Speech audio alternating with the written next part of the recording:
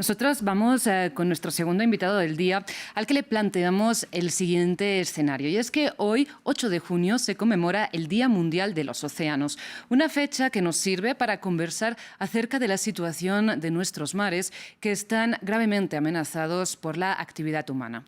La ONU advierte que extraemos más de los océanos de lo que se puede reponer, y alterar la situación en el agua repercute en toda la vida sobre el planeta. Los mares albergan una enorme biodiversidad y a los humanos nos alimentan o nos conectan, además de que generan gran parte del oxígeno que respiramos. Ahora contamos con Cristian Laborda. Él es director de Mission Blue Chile, experto en océanos. Cristian, muchísimas gracias por estar con nosotros en France 24. Le agradezco mucho su participación en el programa. Hola, buen día, Rosa. Un placer saludarte desde acá de la ciudad de Valparaíso, ciudad puerto en el Pacífico Sur. Cristian, le empiezo pidiendo un breve panorama sobre la situación de los océanos hoy en día, en comparación, por ejemplo, con la era preindustrial en términos de temperatura, pero también de biodiversidad, por ejemplo. Bueno, tú lo has dicho en la nota introductoria, en los comentarios, en cuanto a que hoy día estamos celebrando el océano. La pregunta es si tenemos mucho que celebrar. Hoy día, en relación a la época que tú mencionas, tenemos mucho más información, data científica, que nos permite con certeza indicar las amenazas que está teniendo el océano. Por un lado, la contaminación en sus diferentes aspectos, plásticos, muy importante, el exceso de nutrientes, la sobrepesca y la pesca ilegal, yo diría que son algunos de las amenazas más importantes que a nivel global está afectando el océano. Es decir, las amenazas provienen de la actividad humana, ¿no? Y el calentamiento, digamos, y la escasez de biodiversidad son un resultado exclusivamente de la actividad humana, ¿o hay otros factores? Bueno, no hay duda de que es la actividad humana, es decir, a tanto industrial que estamos realizando como humanidad, la que está produciendo las alzas de temperatura, el impacto importante del cambio climático producto de eso, está produciendo una afectación importante a los ecosistemas marinos. La muerte de las grandes barreras de coral en muchas áreas del planeta, la afectación de pérdida de especies, es decir, desaparición de especies marinas, son solo un ejemplo de este gran problema que estamos enfrentando hoy en día y que, a diferencia de las normas internacionales, no reconoce barreras geográficas. Claro. Y precisamente para nosotros quizás son más evidentes las consecuencias de la crisis climática que suceden sobre la tierra, ¿no? Pues incendios, sequías, porque vivimos al final sobre tierra firme. Le pido qué consecuencias tiene la degradación de los ecosistemas marinos para la vida humana también.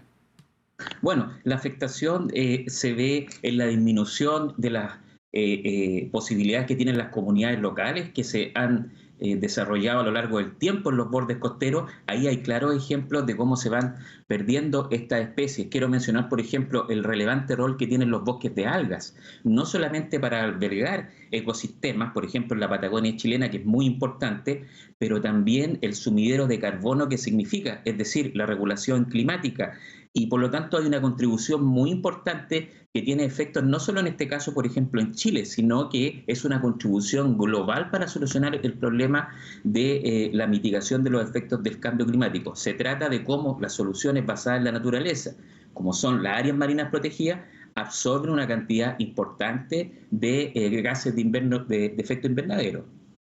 Y, Cristian, le pido hablar de una región muy particular, y es que ayer salió un informe que alertaba de que el Ártico podría quedarse sin hielo por primera vez en un septiembre entre 2030 y 2050. Le pregunto qué efectos tendría esta situación para la vida en todo el planeta.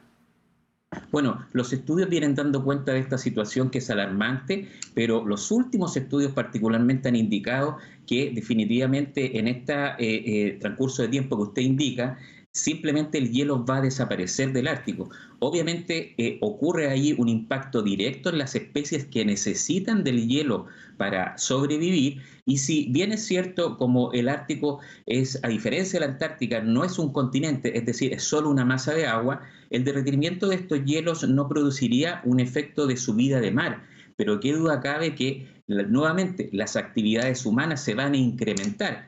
Las Claro. rutas marítimas de comercio nuevos caladeros de pesca, las situaciones de posibles conflictos que ahí existan y por lo tanto también siempre el que termina pagando la cuenta de esto es el ambiente y es el océano. Y le pido para ir cerrando, ¿cuál es concretamente el llamado a la acción? Porque la ONU en este día dice pongamos a los océanos por delante, pero particularmente qué responsabilidad y qué acciones deben tomar, por un lado, las autoridades, los gobiernos, por otro lado, las grandes empresas y también la población más rica del planeta. Bueno, las normas internacionales, el multilateralismo ambiental ha tomado decisiones que, aunque basado en estándares mínimos, son claras para afectar todas estas amenazas. Por mencionar, por ejemplo, los acuerdos sobre las nuevas metas de la Convención de Biodiversidad para proteger el 30% del océano y tierra al 2030 es un claro ejemplo de ello. El acuerdo BBNJ para proteger la alta mar de todas estas amenazas son ejemplos, es decir, tenemos las herramientas. ¿Qué es lo que necesitamos ahora? Es voluntad política de los gobiernos transversalmente, quiero decir, a nivel local, a nivel regional y sobre todo a nivel nacional, para implementar estos estándares internacionales que nos van a permitir mitigar, reducir estas amenazas que está enfrentando el océano hoy en día. Cristian, pues lamentablemente se nos acaba el tiempo, pero muchísimas gracias por haber compartido su conocimiento y su análisis aquí en France 24. Gracias a ti, Rosa. Un saludo. Nosotros hacemos una breve pausa, pero enseguida regresamos.